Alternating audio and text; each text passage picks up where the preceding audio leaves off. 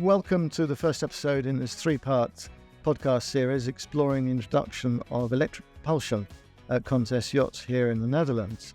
And my name is Mike Owen, and I'm sitting here with Contest Yachts CEO Arjen Conijn. And rather than have me going on and with some waffly introduction, let's get straight into the hows and the whys and the whens. So Arjen, hi. Hi. This seems not just an exciting option, but a very significant one for not just yacht owners, but also this sector of the industry. True. This is the start of a new era. So I think we are all getting used to all kind of electric, let's say, and sustainable approaches in our surroundings. So we can see, of course, with the cars that it's taking a huge step forward, and this is something that will come definitely also for yachts. I believe it. I mean, it's actually going to be a requirement, isn't it, to get down to zero emissions? So, really, we're at the forefront in this sector, perhaps. That's difficult to predict, but let's say I think you can better be well prepared for something like that. I think that's really in the early stage. You can see that more and more pressure is put on environmental rules, and I think at the long run it will absolutely be something that is under strict rules. Yeah, I mean, and we've seen it already in the construction of the yachts here, haven't we? I mean, a lot of work's gone into sustainability in the facilities. True. So I think if you look at our yard here in Holland, we have to fill some obligations. So what we have here is our roofs completely covered with solar panels, which is not an obligation, but you can feel that there's much more pressure on let's say, the use of electricity and so next to the solar panels, we did insulation for all the halls. We do all kind of electricity-friendly moves, and I think it's not only for the obligation that we do this, but also because we believe we want to be part of a sustainable environment. And sailing yachts are, of course, a good example of, let's say, environment-friendly. Yeah. They live quite literally, everything breathes. So, absolutely, yeah. And of course, we've also done this in the construction of the yachts, with being an early innovator in injection molding, because again, that's all about emissions, and that was before anybody really started talking about it this way. Yeah, absolutely. So it's part of our step into vacuum infusion was the fact that with vacuum infusion you reduce the styrene outputs dramatically. So it's much better for environment. It's also much better for the employees. So that's, of course, that was a part of our decision. Next to that, of course, it brings really benefits in terms of weight and in terms of strength. Yeah. So it was for more than one reason that we stepped into vacuum infusion. There's a good balance. So let's turn back to what we're here to talk about with the electric propulsion. So what's your approach been to this? Because there are several methods of driving boats for getting rid of reliance on carbon fuels. So tell us what the decisions were along the way and what you've arrived at. Now, I think, of course, the idea is that you're getting independent from, let's say, the fossil fuels, that you are independent. That's something that every sailor is hoping for. That's the idea. When you buy a sailing yacht, you want to use the wind and you want to use an engine as less as possible. So this idea, of course, is also based on the idea that you can be independent. And of course, it might be a bit in an early stage. But the thing is, of course, that if you have solar, if you have wind, and if you have speed, then you should be able to create your own power. Of course, electric propulsion is then the ultimate. Most people, though, think of the electric propulsion as being constrained in terms of the distances one can travel or the amount of things one can drive power. But of course, at Contest Yachts, we have a reputation as bluewater yachting. So tell me how this all ties together in that respect. Yeah, no, I think what I said before, so it's an early stage. So if you go to electric propulsion, you look at it from the perspective, we as a builder of blue water performance cruises, we look at it from the perspective of long range, which means actually that you start to combine with a generator as a source of power, not for propulsion, but for feeding the batteries. And of course, with having a battery capacity, which is much bigger than the regular sailing yachts nowadays, you create the possibility to use this for propulsion as well. So, this is dropping away from having a main propulsion engine, and if you're blue water cruising, then you most likely have a generator anyway. Exactly. So you're actually removing one entire unit from the boat. So you're using the generator to fill the batteries to turn the propellers. Exactly. Yeah. That's the whole idea. Yeah. So how are you going to deliver this? Who's your partner in this?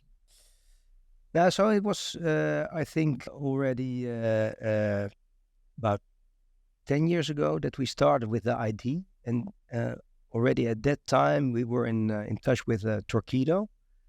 They were just at the start of developing their system. And already at that time, they took a big battery pack as the base of their philosophy. And we had a very bright engineer, we still have, and he decided that at one day we should probably need this battery pack. So from that moment on, we positioned this in all our developments. So the nice part is that we are able on all the yachts that we have developed since the last 10 years to position this battery. And that was the start of a cooperation that now actually entered into the first built electric Contest 50 CS. Mm-hmm. Okay, so does that mean that you can retrospectively fit electric units? No, I think you need to buy a new yacht. Yeah. Well, everyone would like to do that, wouldn't they? Yeah. But it's good that you've been looking at it for so long, because I don't think very many constructors have been looking at it over that period of time. No, I don't. Presumably, I agree. Yeah, the company has a very strong collaboration with Lloyd's Register, so presumably they've been involved in this process as well in discussions. Yeah, true. Yeah. So it's actually it hits the let's say the construction as well. So it was something that has been developed over the years, and let's say from the construction part, it has been also overlooked by Lloyd's. Yeah. What are we're going to, next in the series, we're going to look at things in a more sort of technical and a bit of a deeper dive into. Mm-hmm. But what are the fundamentals of getting the system into the boat? And we've talked about regeneration of power as well. So talk us through that, really. No, there I should be also honest. The regeneration at the moment is more or less based on solar panels and hydro generation. So and I think wind generation is also something that you will find, but in reality, I think it's solar and hydro generation, and you can see that you can do a bit, but still it will not be sufficient for blue water cruising. So in reality, I would say you need to make the difference between let's say day sailing and blue water cruising.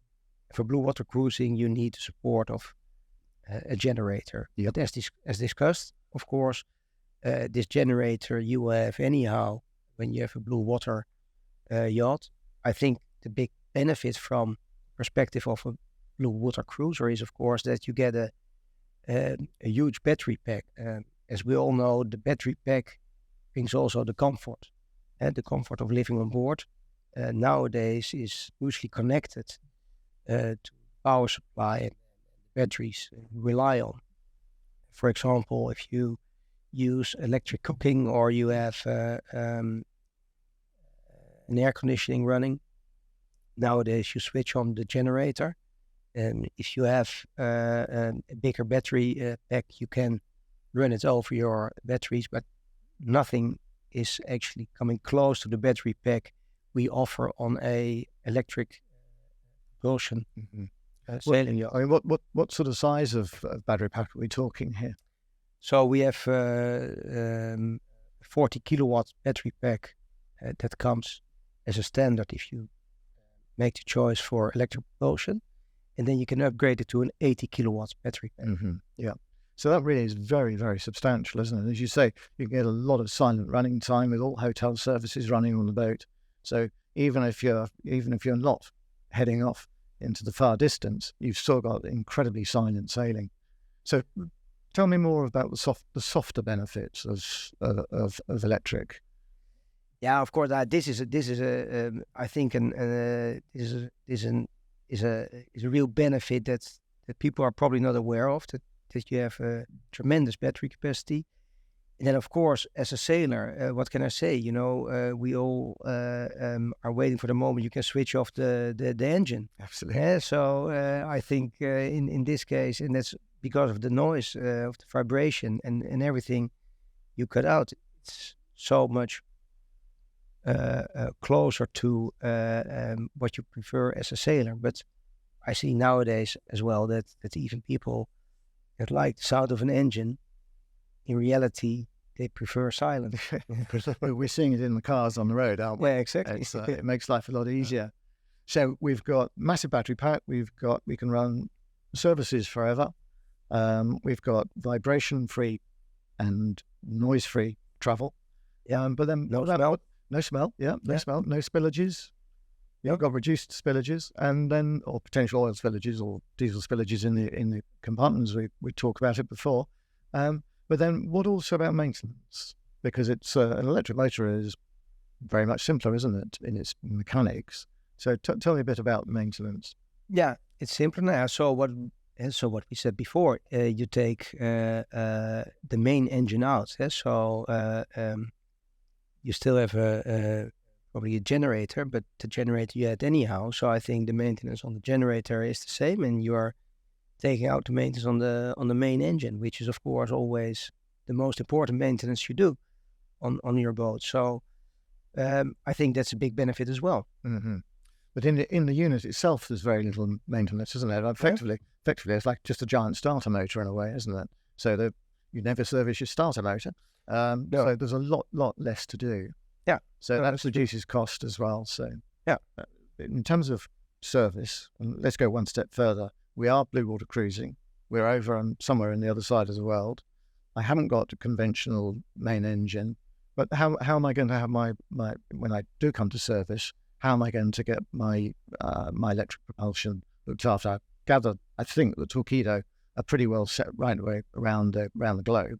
So I imagine that it's a very much simpler process. Yeah, that is also one of the reasons we decided to have Torqeedo as our partner, because they are expanding quite rapidly, and I think that is important. You need a partner that is able to give service throughout the world, and so the reality is, of course, you will probably have less need of service. But if there is something, then you would rely on a partner that is having this global program. I think also is there remote servicing in the sense of linking up over the internet to get things sorted out? I guess that will be the case. I'm not sure. Yeah. Okay. Well, we're going to be talking to Torqeedo in the second episode. This will be a good first. That'll be a good first question for them. Let everybody feel comfortable. But okay, well, I'll just see what else we might have here before we come to the conclusion. But I think pretty much if we just run back down through, let's just quickly go through the benefits.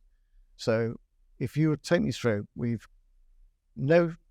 down to one diesel unit on board instead of two. Yeah. Okay. Yeah. So that means actually, if you go for the blue water cruising option, I would definitely would go for the generator. So you are missing the main engine with the benefits of that. Yeah. Yeah. No noise, no vibration, no smells, and that's got to be good news on board, hasn't it? Yeah. That's going to be a welcome facet. Absolutely. Okay. Well, look, let's. I think we can probably wrap it up there for now. So, very many thanks for the conversation. Thank you. And thank you, everyone, for coming into our podcast. And we'll look forward to seeing you for episode 2. And please don't forget to subscribe so we can keep up to date with everything that's happening. Thanks a lot. Bye for now. Thank you, Arjen. Bye-bye. Bye-bye.